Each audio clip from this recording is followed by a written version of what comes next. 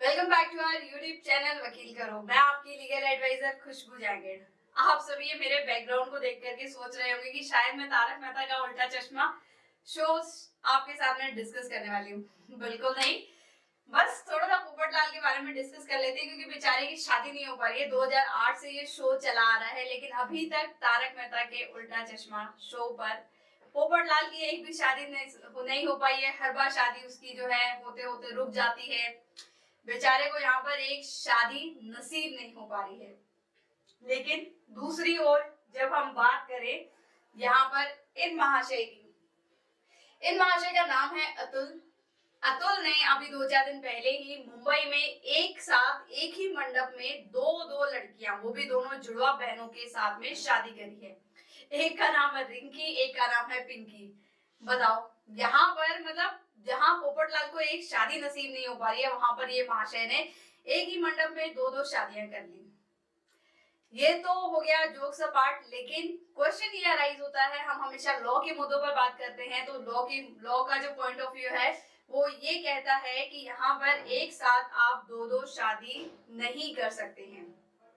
ये एक कानूनी जुर्म होता है। आज हम इस वीडियो में यही डिस्कस करने वाले हैं कि आईपीसी का कौन सा ऐसा सेक्शन है जो कि डील करता है कि एक साथ दो पत्नियां रखना क्या कानूनन अपराध होता है या नहीं होता है, और इसमें मजिस्ट्रेट जो है आपको कितनी पनिशमेंट दे सकता है, इसकी शिकायत कौन कर सकता है, ये सभी हम क्वेश्चन पर आज इस वीडियो में डील करने वाले हैं। तो वीडियो को एंड तक जरूर देखिएगा और बने रहिए हमारे साथ में, क्योंकि बहुत ही इंफॉर्मेटिव और बहुत ही इंटरेस्टिंग आपको इंफॉर्मेशन मिलने वाली है।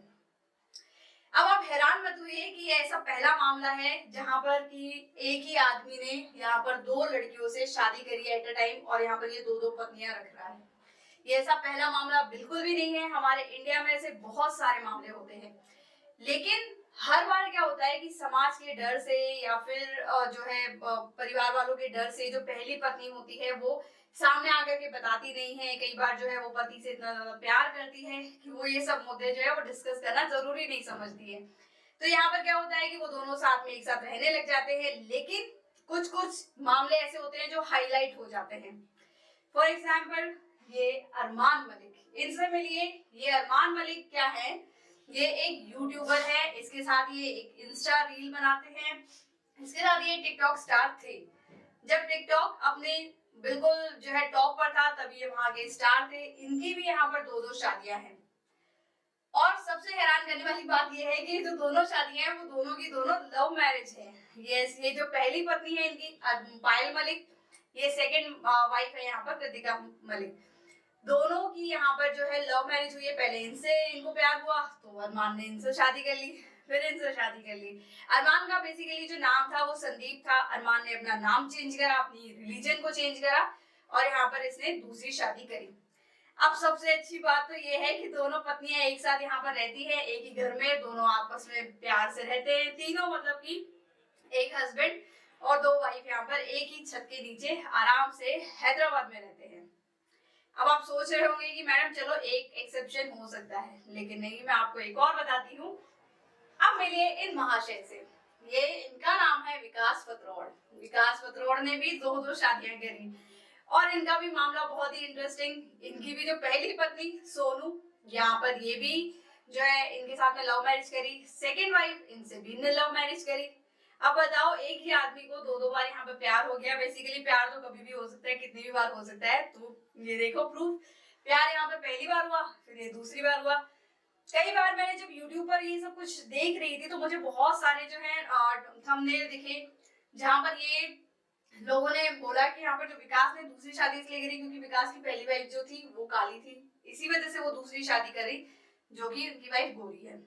ये तो बहुत ही मतलब कि मैं कहूंगी कि अच्छी बात नहीं है कि आप काले और गोरे में भेदभाव करते हैं, लेकिन ये अलग मुद्दा है, इस पर भी हम कभी डिस्कस करेंगे। लेकिन यहाँ पर मुद्दा ये है कि एट अ टाइम एक समय पर ये भी दोनों पत्नियां रख रहा है और दो यहाँ पर शादी करी हुई है। लेकिन विकास पत्रोड़ की जो पत्नियां हैं वो दोनों अलग अलग रहती है, यहाँ पर साथ में नहीं रहती है। अब ये तो मामला हो गया कि एक साथ में दो शादी करना, एक साथ में दो पत्नियां रखना। यहाँ पर ये कोई पहला मामला नहीं है, जैसा कि ये वाला है जो अतुल ने यहाँ पर दो शादी करी रिंकी और पिंकी से। अब यहाँ पर क्वेश्चन, जैसा कि मैंने वीडियो की शुरुआत करने से पहले बताया था कि हम हमेशा हर एक टॉपिक पर लीगली लॉ तरीके से बात करते हैं। अब यहाँ पर भी हम लीगल मुद्दा ही डिस्कस करने वाले हैं कि एक साथ में दो शादी कर सकता है या नहीं कर सकता है। बेसिकली यदि कोई पति हो चाहे पत्नी हो, यदि अपने पति और पत्नी के रहते हुए, जिंदा रहते हुए और उसको बिना तलाक दिए हुए अपने पार्टनर को यदि कोई दूसरी शादी करता है तो ये कानूनन जुर्म होता है। अब ये जो सेक्शन है वो हमारा आईपीसी का सेक्शन 494 जो है वो डील करता है बाइगेमी से, यानी कि दो शादियों से डील करता है। यदि कोई पति और पत्नी अपने पार्टनर के रहते हुए, उनके जिंदा रहते हुए उनको बिना डिवोर्स दिए हुए शादी करते हैं तो इस सेक्शन के अंतर्गत ये पनिशेबल ऑफेंस माना जाता है। इसके अंतर्गत जो कोई भी अपराध करता है, चाहे पति करता हो चाहे पत्नी करती हो, उसको यहाँ पर 7 साल तक की पनिशमेंट हो सकती है।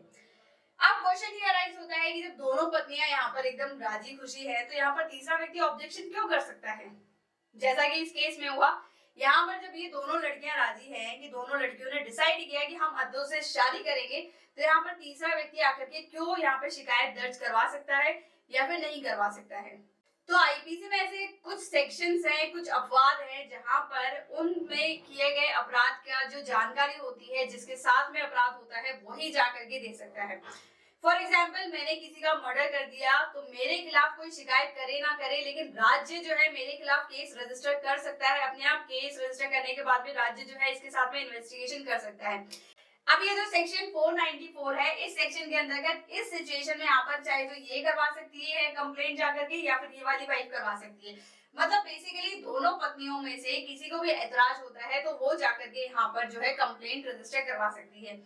ये एक ऐसा सेक्शन है जिसके अंतर्गत जो मैजिस्ट्रेट है वो खुद कॉग्निजेंस नहीं ले सकता है, जो कि हमारा सेक्शन 198 का क्लॉज 1 ये कहता है कि जो कॉग्निजेंस होता है मैजिस्ट्रेट, बहुत सारे केसेस ऐसे होते हैं जिसमें मैजिस्ट्रेट खुद जो है कॉग्निजेंस ले सकता है, लेकिन ये जो आईपीसी का सेक्शन 494 है इसके अंतर्गत मैजिस्ट्रेट खुद कॉग्निजेंस नहीं ले सकता है।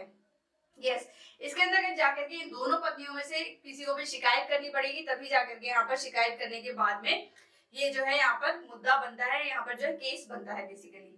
लेकिन इस केस में हुआ ये है कि शादी में जो गए थे इनके फ्रेंड्स वगैरह, तो वहां पर एक व्यक्ति ने जाकर के पुलिस को ये शिकायत कर दी कि यहाँ पर अतुल नाम के व्यक्ति ने एक ही मंडप में दो लड़कियों से शादी करी है। अब बेसिकली मैजिस्ट्रेट इनको बुलाएगा, लेकिन इन दोनों पत्नियों ने ये कह दिया कि हमें कोई भी ऐतराज नहीं है, हम दोनों यहाँ पर एक साथ रहना चाहती हैं, इसके साथ में रहेंगे, आराम से रहेंगे, तो यहाँ पर मुद्दा बनेगा ही नहीं, केस बनेगा ही नहीं। तो बेसिकली यहाँ पर इस सेक्शन के अंतर्गत इन दोनों में से, इन तीनों में से किसी को भी पनिशमेंट नहीं मिल सकती है। पनिशमेंट तभी दी जाएगी जब ये अपराध इन दोनों पत्नियों में से कोई भी जाकर के यहाँ पर केस रजिस्टर करवाता है, तो ही यहाँ पर मिलेगी।